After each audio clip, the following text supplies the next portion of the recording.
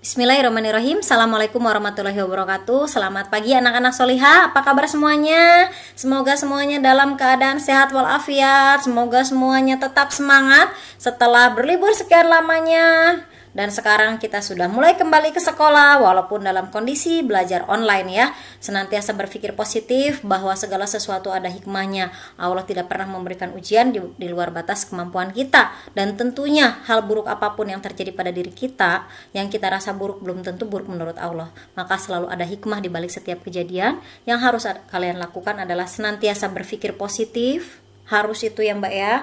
Dan kemudian senantiasa meluruskan niat, senantiasa ikhlas melakukan setiap pekerjaan yang diamanahkan kepada kalian semua. Berusaha yang terbaik yang bisa kalian lakukan ya. Pastikan pagi ini semuanya sudah melakukan rutinitas ibadah dengan maksimal, sudah membantu orang tua, sudah merawat diri dengan mandi dan bersih-bersih ya Mbak ya. Sudah oke semua, sudah sarapan, perbanyak minum air putih, kemudian juga pastikan posisi duduk kalian sudah oke, nggak ada yang sambil tiduran, sambil leye-leye. Pastikan kalian semangat semua, siapkan alat tulis, dan juga mulailah proses pembelajaran ini dengan bismillah. Baik, kita mulai ya. Anak-anak solihah, satu hal yang perlu kita pahami bahwa terkait kondisi pandemik seperti sekarang ini, sehingga kalian tidak bisa melakukan proses penelitian offline sebagaimana kakak-kakak kalian sebelumnya. Namun demikian itu tidak akan menjadi sebuah hambatan untuk kita semua, untuk kalian menuntaskan tugas akhir kalian ini. Kalian tetap akan menuntaskan tugas akhir ini walaupun dengan versi yang sedikit berbeda dengan kakak-kakaknya. Tidak mengapa, kalian tetap menjadi bermanfaat, kalian tetap melakukan yang terbaik yang bisa kalian lakukan ya. Sehingga mohon maaf apabila ibu ada sedikit perubahan dalam proses penelitian kalian ini. Semoga kalian berlapang dada dan senantiasa memohon kepada Allah agar dimudahkan, dilancarkan dalam proses pembuatan TA ini, karena tidak ada sesuatu yang sulit apabila kita berusaha, begitu ya Mbak ya. Kalaupun memang itu sebuah kesulitan, maka berdoalah semoga ini adalah diberikan kemudahan dan kelancaran oleh Allah Subhanahu wa taala. Makanya penting untuk kalian berpikir positif supaya apa? Mindset kalian itu mudah. Ketika mindset kita mudah, ada cobaan seberat apapun maka akan kalian jalani dengan penuh rasa tanggung jawab dan ikhlas ya. Nah, anak-anak solihah, kita akan mulai bahas dari definisi metode penelitian. Nah, pada dasarnya merupakan cara ilmiah untuk mendapatkan data dengan tujuan dan kegunaan tertentu. Jadi ini adalah tugas akhir kalian sudah mencapai bab 3 ya Mbak ya. Ini adalah penelitian ilmiah yang kalian lakukan. Nah, kenapa disebut penelitian yang ilmiah? Nah, kenapa? Karena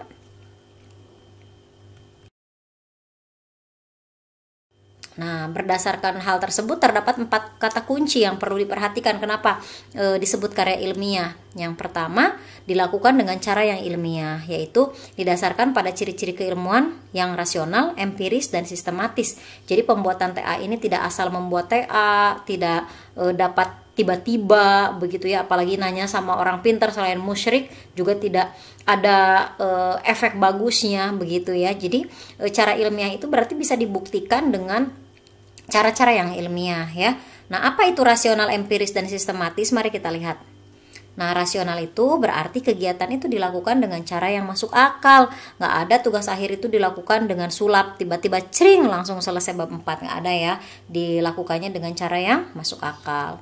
Kemudian empiris berarti cara yang dilakukan itu dapat diamati oleh indera manusia, dapat kita lihat, dapat kita rasakan, begitu kan. Ngetiknya kerasa, begitu ya Mbak, penelitiannya kerasa, bikin ini itunya kerasa, begitu ya Mbak ya. Bukan tiba-tiba langsung ada, begitu kan. Dan apabila kita diminta untuk menceritakan bagaimana prosesnya, kita paham dan kita bisa bercerita seperti itu kan. Bukti bahwa itu adalah bisa diamati oleh manusia, bisa terlihat. Bahkan ketika kalian membuat TA, bisa terlihat oleh siapapun gitu kan, nampak pekerjaannya seperti apa ya.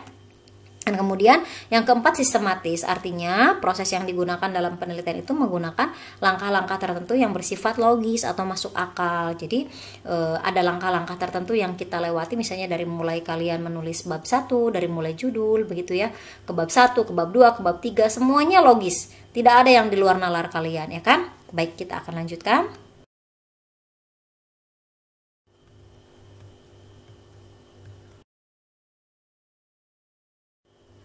Nah, baik, langkah-langkah penelitian dan pengembangan ini, pertama kalian sudah menguraikan masalah dan potensinya di bab 1. Kemudian kalian juga sudah mengumpulkan data di bab 2 ya.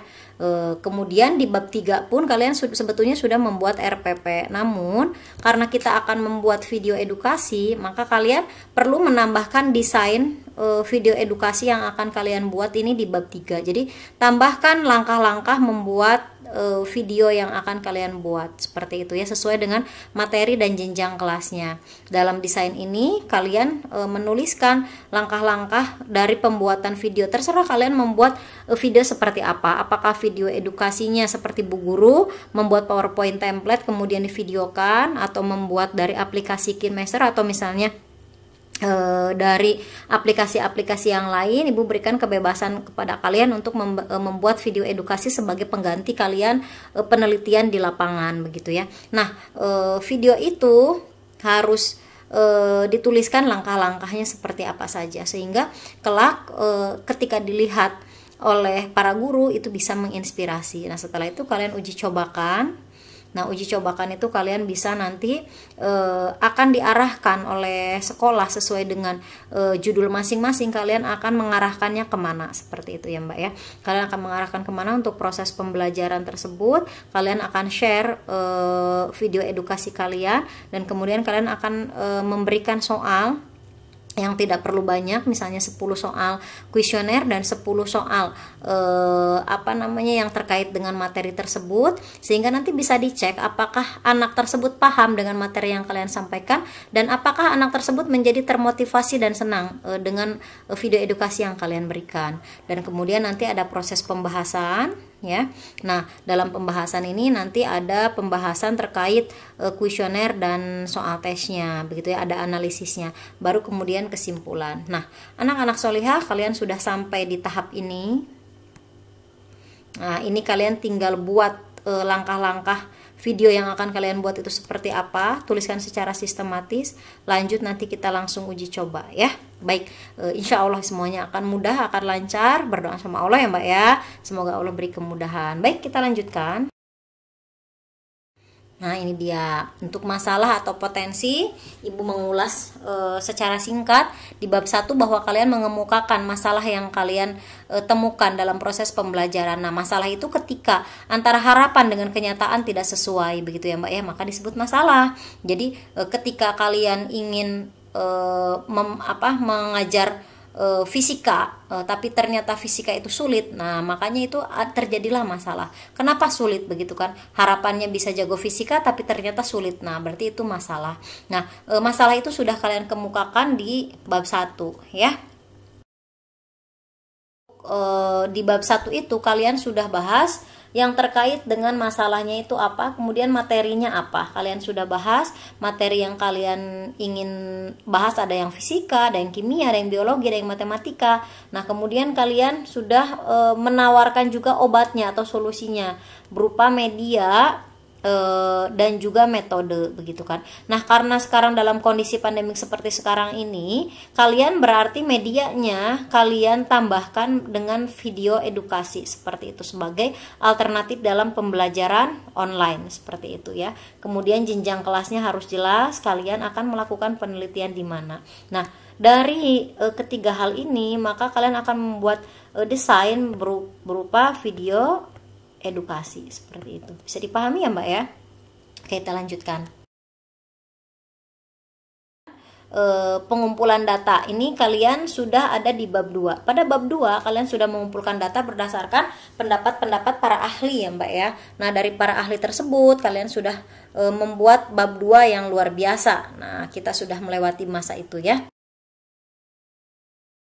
Pengumpulan data itu yaitu tadi harus terkait dengan masalah atau potensi yang sudah kalian kemukakan di bab 2, dan nanti pengumpulan data kita lakukan lagi ketika kalian melakukan penelitian.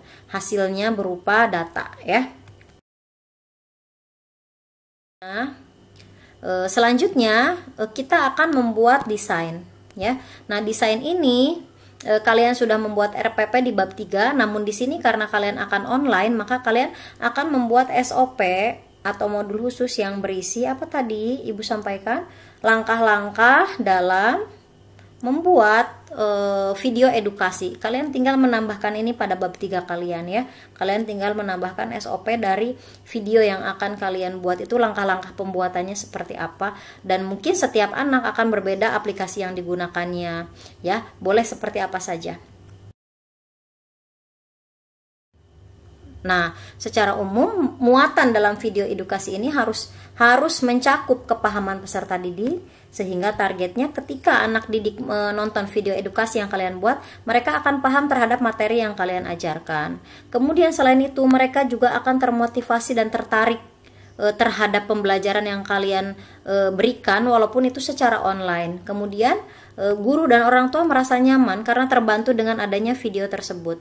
Akhirnya efeknya apa? Video kalian akan menginspirasi dan memotivasi banyak orang, bukan hanya dari kalangan anak-anak, tapi juga dari kalangan guru dan orang tua.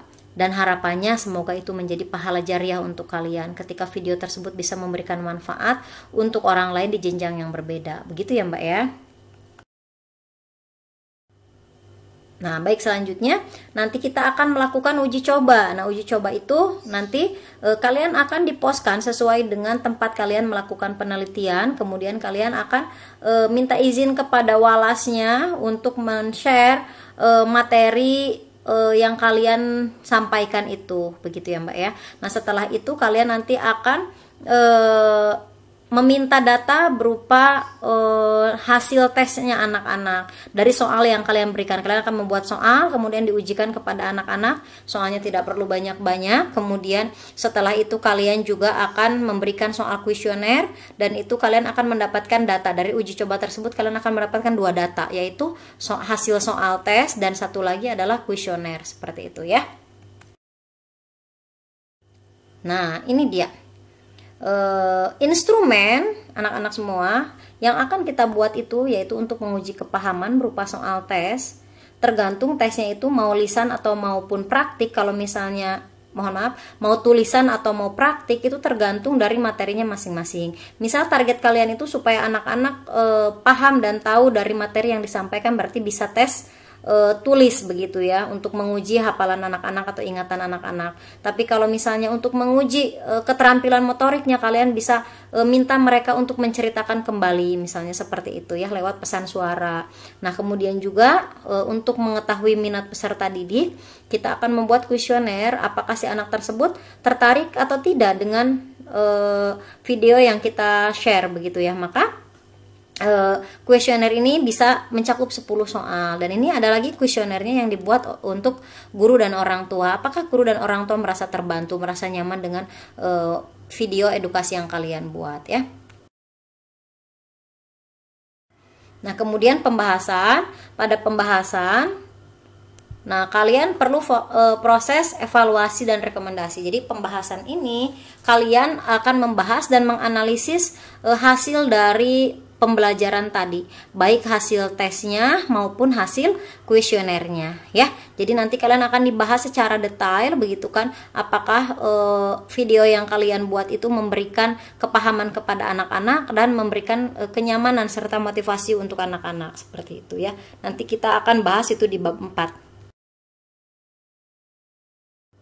Nah, jadi seperti ini pembahasan instrumen itu terkait hasil tes, kemudian hasil kuesioner siswa, dan hasil kuesioner guru ya. Baik, selanjutnya secara umum sistematika penulisan tugas akhir kita ada di pendahuluan yang sudah kita kerjakan, ada di bab 2 sudah dikerjakan juga. Kemudian bab 3 kalian tinggal membuat desain SOP terkait video edukasi. Kemudian bab 4 terkait pembahasan hasil uji coba kalian, dan bab 5 penutupan, kesimpulan dan saran ya. Sedikit lagi, ayo kita bersemangat ya Mbak ya. Selamat mengerjakan anak-anak solihah. Semoga kalian diberikan kemudahan dan kelancaran dalam pembuatannya, dan juga jangan ragu-ragu untuk bertanya, jangan sungkan untuk menanyakan hal-hal yang tidak kalian pahami. Demikian dari Ibu, jazakumullah khair. Tetap semangat anak-anak solihah, jaga kesehatan. Assalamualaikum warahmatullahi wabarakatuh.